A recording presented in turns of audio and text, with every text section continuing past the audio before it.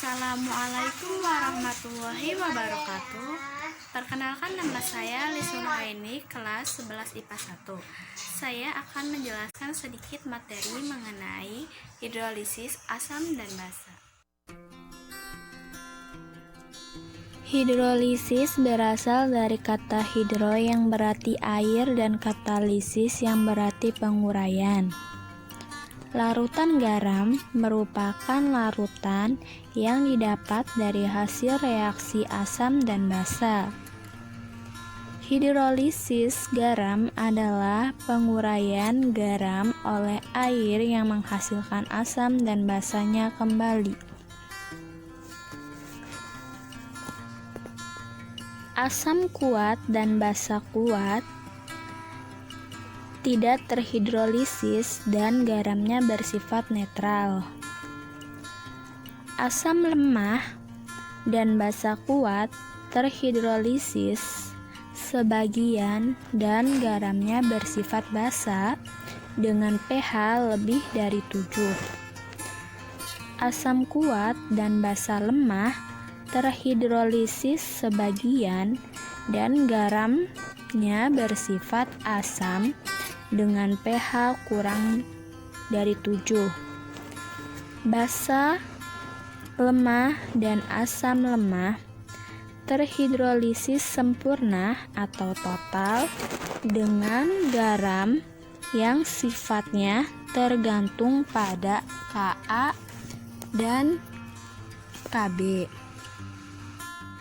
Berdasarkan reaksi hidrolisis yang terjadi, garam dibedakan menjadi garam hidrolisis total atau sempurna, garam hidrolisis parsial atau sebagian.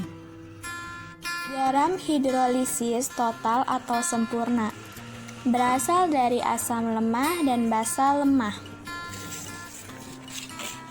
Contohnya ada di samping.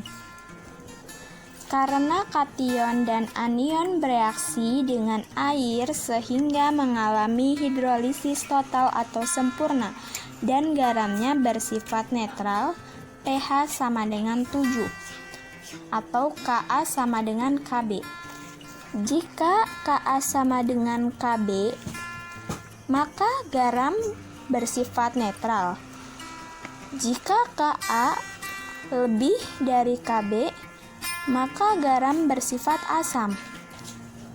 Jika Ka kurang dari Kb, maka garam bersifat basa. Garam hidrolisis parsial atau sebagian berasal dari asam kuat dan basa lemah. Contohnya ada di samping.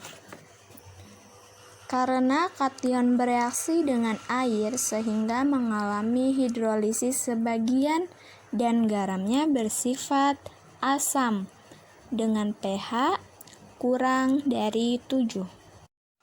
Basa kuat dan asam kuat.